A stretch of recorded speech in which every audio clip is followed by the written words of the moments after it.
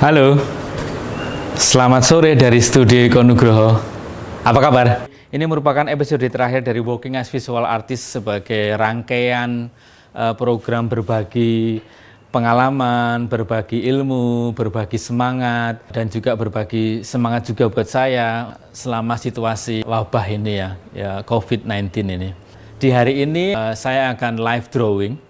Saya akan menggambar langsung seperti yang Anda lihat di belakang saya sudah ada kertas ukuran 2 meter kali 1,5 atau 200 cm kali 150 cm. Di sini saya akan menggunakan teknik menggambar dengan medium kertas dan juga tinta. Kita akan langsung action aja. Saya akan putar musik seperti biasa karena saya berkarya selalu dengan diiringi oleh musik, oleh suara ya. Selamat menikmati. Mari menggambar bersama saya.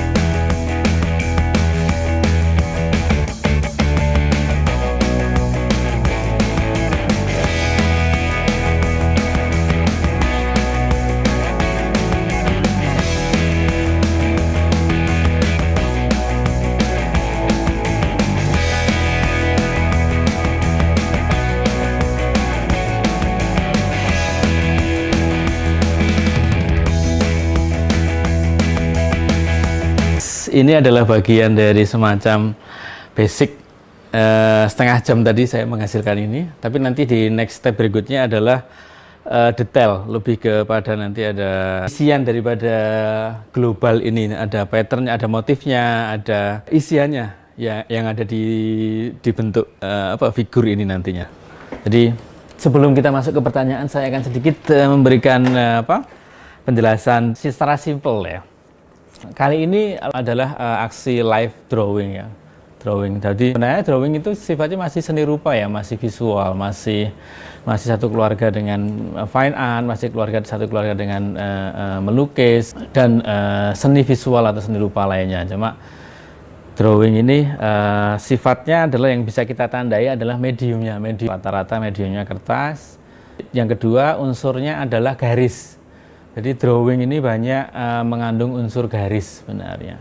Ini yang selama ini yang bisa membedakan antara melukis dan drawing itu sendiri. Garis-garisnya sangat berbicara, sangat berperan, sangat memberikan makna yang kuat gitu. Bagi saya drawing ini adalah bagian keluarga kesenian yang saya geluti sejak awal, sejak saya suka. Mungkin ini bagian dari awal ya, karena di awal sekali aktivitas saya sebelum bisa membeli kanvas, melukis di atas kanvas gitu, saya banyak mencoret-coret atau menggambar di medium buku gambar atau drawing book atau hal-hal yang sifatnya adalah antara pena ataupun tinta dengan kuas gitu langsung kepada buku gambar atau kertas menggambar. Bagi saya drawing ini sangat dekat dengan saya, bahkan dia seperti kalau saya di satu tempat dan tidak menjumpai kanvas yang besar atau tembok yang besar atau medium berkarya yang memadai menurut saya gitu, saya selalu membuat drawing di kertas-kertas kecil. Katakanlah ini semacam sketch, tapi dia tidak berhenti pada menjadi sketch karena dia berhenti sebagai karya. Jadi di beberapa karya saya juga banyak menggunakan dan mempresentasikan karya-karya drawing. Nah, project saya di tahun 2005 di Belanda, saya membuat proyek drawing dan bekerjasama dengan institusi di sana. Saya tinggal dan selama 3 bulan dan bikin karya drawing dan dibukukan. Tapi tidak berhenti di situ, dan ketika proyek residensi di APT Biennale atau Asia Pacific Triennale di Brisbane tahun 2007, saya membuat buku drawing buat anak-anak juga. Dan karya saya yang dipajang di sana mural dan drawing. Jadi drawing ini juga melingkupi aktivitas saya. Mungkin Anda juga bisa melacak bahwa gambar-gambar dan lukisan saya juga masih berhubungan dengan drawing karena banyak garis juga sebenarnya. Baik itu di medium kanvas ataupun di medium bordir. Untuk drawing regularnya saya saat ini menggunakan Indian ink. Jadi saya menyukai karakter warna hitam yang pekat gitu.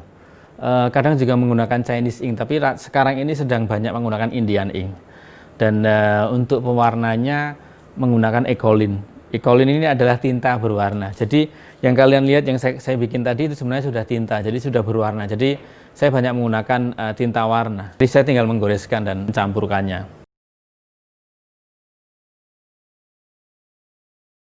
Sebenarnya isu yang saya angkat atau katakanlah tema-tema yang saya angkat masih sama dengan medium yang selama ini saya gunakan berbeda-beda.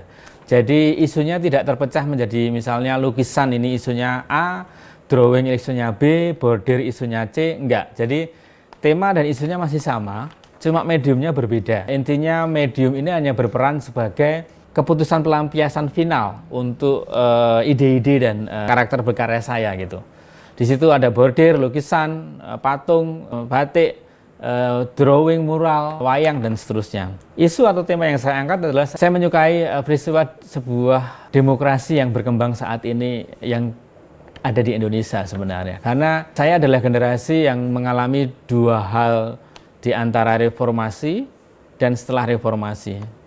Saya adalah generasi sebelum reformasi terjadi. Jadi ketika 97 saya mulai kuliah dan 98 terjadi, di era 97 sudah terjadi gejolak, 98 terjadi reformasi. Maka saya melihat banyak perubahan yang terjadi sebelum saya masuk kuliah dan setelah saya kuliah gitu. Jadi di mana demokrasi yang kita punya ini setelah 98 ini menjadi dinamika yang unik, menarik, yang banyak yang bisa saya gali karena ini mencakup generasi saya, mencakup kehidupan saya, mencakup apa yang terjadi sekarang ini. Dan sebagai seniman yang merepresentasikan fenomena dan kejadian atau situasi yang ada saat ini, maka bahwa demokrasi yang kita punya ini dan proses menjadi demokrasi yang kita dambakan ini adalah hal yang menarik untuk saya selalu eksplorasi.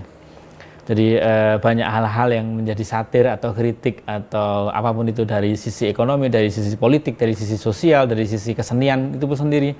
Jadi saya berusaha menerjemahkan demokrasi yang kita punya ini dan juga mungkin serempetannya adalah ke global karena cerminannya adalah luar dan negara barat ataupun negara besar yang sudah memiliki demokrasi, tapi ternyata mereka juga masih mempertanyakan demokrasi mereka sendiri. Ternyata demokrasi yang mereka miliki juga bukan demokrasi yang ideal juga. Apalagi kita yang masih belajar, Indonesia yang masih mulai membuka demokrasi. Artinya ini demokrasi ini menjadi topik yang menarik bagi saya. Topik yang sangat unik dan saya eksplorasi terus gitu. Di samping ada banyak anomali di dalam ideologi ini. Pada intinya adalah sebagai pelukis atau perupa, warna itu adalah kunci utama dalam berkarya. Warna itu adalah wakil perasaan dan suasana. Warna itu adalah pelampiasan terdalam dari perasaan dan keinginan yang ingin ditumpahkan dalam sebuah karya gitu. Karena warna ini bisa mewakili situasi hati, mewakili situasi perasaan dan mewakili situasi kondisi si seniman itu sendiri. Seperti harafiahnya adalah merah bisa merepresentasikan kemarahan, biru bisa merepresentasikan kesepian, ketenangan, kedinginan, kuning bisa merepresentasikan keceriaan, hal-hal yang bisa bercerita banyak karena warna-warna masing-masing warna ini bercerita banyak bagi saya. Jadi semuanya sangat spesial dan mereka akan mendominasi di suasana-suasana saya dalam proses berkarya. Dan semua warna saya sukai sebenarnya. Jadi warna di sini memang penting bagi saya dan dia pokok utama perwakilan dari perasaan-perasaan dan atmosfer yang ingin saya bangun dalam karya. Apakah karya ini akan mencekam, karya ini akan menyenangkan, ataukah karya ini akan haru biru atau membahagiakan? Warna di situ sangat berperan sebenarnya.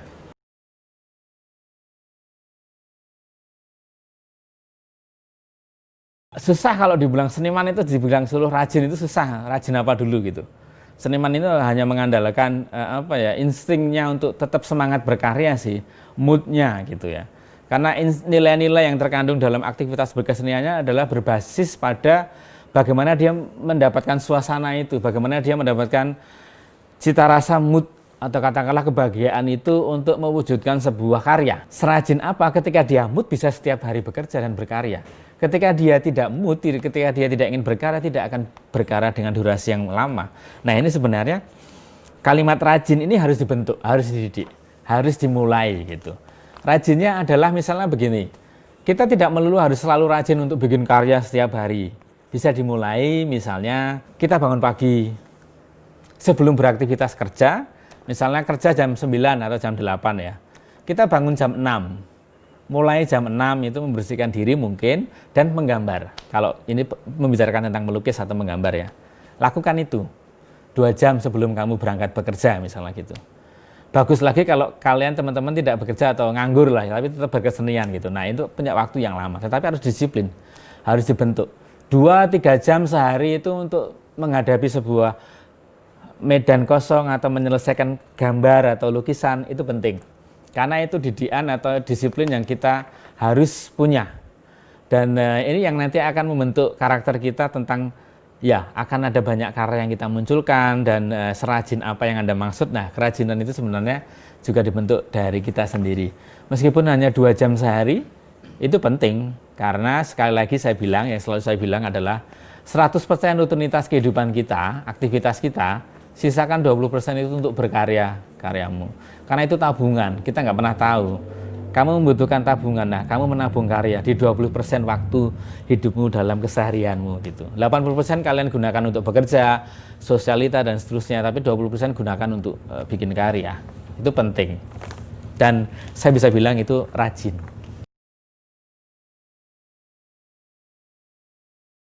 Kita lihat ke belakang ya. Nah, saya sedang menggambarkan, ini tiba-tiba aja keluar. Temanya masih tentang demokrasi, temanya tentang bagaimana bahasa cinta dengan bahasa demokrasi yang kita miliki gitu. Kadang kan demokrasi yang kita miliki ini bahasanya adalah anomali gitu. Demokrasi banyak orang menganggap ya ini zaman kemerdekaan dan kebebasan untuk berbicara, kebebasan untuk mengeluarkan hal-hal yang ada di kepala gitu. Taruhlah simpelnya adalah ya semua orang berhak bicara, tapi juga semua orang berhak tutup telinga gitu. Jadi banyak orang bicara, banyak orang tutup telinga gitu, banyak orang tidak saling mendengarkan gitu. Nah, saya membicarakan tentang bahasa cinta itu. Ini ada 2 tokoh gitu, 2 orang. Ini bisa dibilang couple, ini bisa dibilang memberikan bahasa kasih sayang, ini bisa memberikan bahasa kecintaan dengan bahasa mereka, dengan bahasa yang saya bilang tadi demokrasi yang logika kita gitu. Nah, ini juga logika saya membicarakan tentang bagaimana itu sebuah cinta dalam bentuk apa ya? Demokrasi ya. Di figur ini ada 2 figur yang di belakang itu semacam memaksa untuk mendekatkan diri, seperti ada hal yang ingin dia satukan, meskipun terasa menyakitkan, tetapi sebenarnya mungkin dalam pikiran saya yang terlintas itu adalah bahasa cinta yang ditampil di visual ini, meskipun tanpa ekstrim bentuk cintanya, nggak romantis gitu, tapi di sini adalah bahasa bagaimana itu sebuah komunikasi. Bahasa cinta itu hanya terlalu individu ya untuk dipahami masing-masing orang atau pasangan gitu. Jadi mereka punya cara dan karakter sendiri-sendiri. Nah, ini salah satunya adalah bagaimana cara memberikan rasa cinta dalam nuansa demokrasi yang kita punya. Dan salah satu figurnya memiliki tangan bukan tangan logis tapi capit ya. Artinya itu juga simbol yang sering saya gunakan bahwa masyarakat kita ini masih manusia biasa yang ketika berhadapan dengan uang gitu selalu akan berpikiran korupsi, apapun jabatannya, apapun posisinya gitu. Jadi korupsi ini masih menjadi hal yang sangat unik ya, akan ada selalu gitu, karena ya kita sih manusia, masih berhadapan dengan hal seperti itu. Dan ini ada di mana-mana ya, di level manapun gitu. Ini hanya simbol aja, jadi karakternya seperti itu. Tangannya nyapit, suka memotong.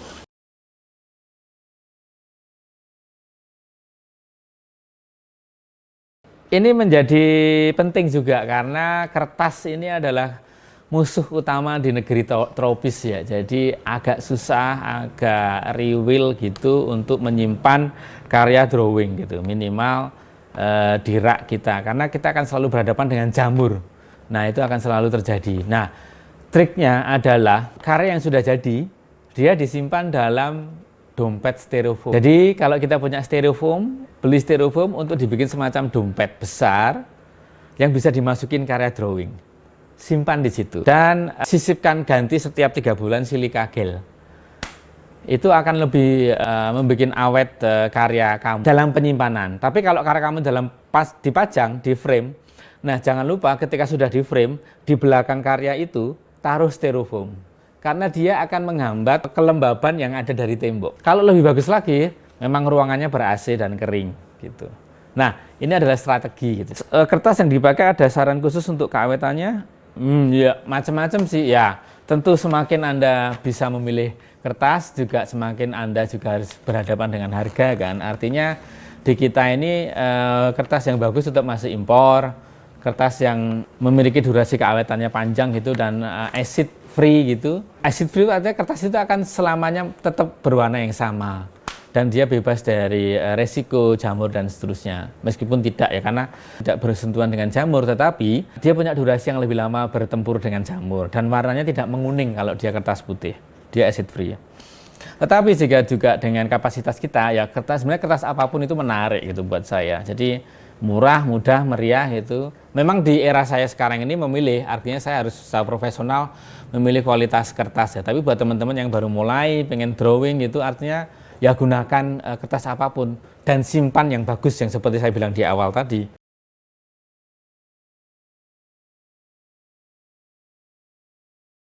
Tentu.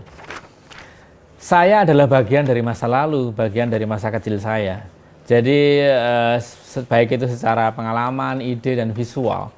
Jadi kalau dirunut tentang visual, bahwa visual saya ini seperti yang ada di belakang saya ini adalah figur yang aneh, figur yang kadang monster, kadang figur-figur yang robotik atau figur-figur yang absurd gitu. Sebenarnya itu berbasic dari pengalaman saya waktu kecil gitu. Saya sangat menyukai membaca komik. Saya sangat menyukai menonton film anime ya waktu itu. Saya bilang lagi bahwa di era saya adalah Google Five, Gaban, Voltus, Megaloman, Shishimaru gitu, Lion Man lah itu. Itu yang membuat mungkin karakter visual saya muncul sekarang ini gitu. Itu menjadi pengalaman yang kuat. Jadi ada benang merahnya meskipun itu semakin dewasa atau semakin berkembang dengan banyak hal, banyak elemen gitu ya.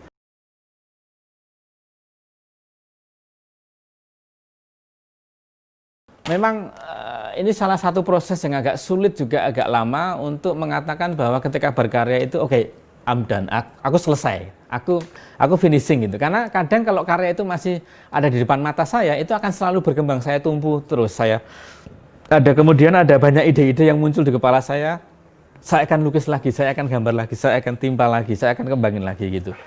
Tapi memang kita harus belajar untuk menghentikannya. Kita harus belajar menghentikannya dari pengalaman-pengalaman sebelumnya. Ketika kita merasa, oh kemarin tak tambah-tambahin kok malah jelek gitu. Oke, saya berusaha berhenti gitu. Ini sebenarnya teknik juga cara kita mengasah artistik kita, cara mengasah atau mengolah rasa kita tentang bagaimana merepresentasikan karya kita gitu. Kita bisa punya banyak ide ketika sekali melukis ya. Kita memulai satu ide ketika melukis, tapi di tengah-tengahnya bisa nambah 2, 3, 4, 5 ide gitu. Nah, kalau kita masukkan semua di situ, itu akan overwhelming atau sesuatu yang sangat membuat kacau diri kita sendiri dengan karya kita. Sebaiknya memang dipilah ketika di tengah-tengah punya ide, tambahkan satu aja. Tapi ide berikutnya adalah untuk kanvas berikutnya, untuk lukisan berikutnya. Artinya kita harus mulai meng-cut untuk bagaimana itu menjadi finish atau menjadi selesai dan tidak berlarut-larut terus berada di satu kanvas atau berkarya. Akhirnya itu akan menjadi karya yang ruwet gitu. Itu juga salah satu titik cara bagaimana kita menganggap karya kita selesai dan move on ke karya berikutnya. Dan terima kasih banyak buat teman-teman yang sudah mengikuti program IG Live ini, Working as Visual Artist, yang sudah setia, yang sudah antusias. Terima kasih banyak. Tetap sehat, tetap semangat, tetap berkarya. Dan ya, kita berjumpa lagi di medan kesenian yang lainnya ya. Oke, sampai jumpa. Terima kasih banyak. Terima kasih.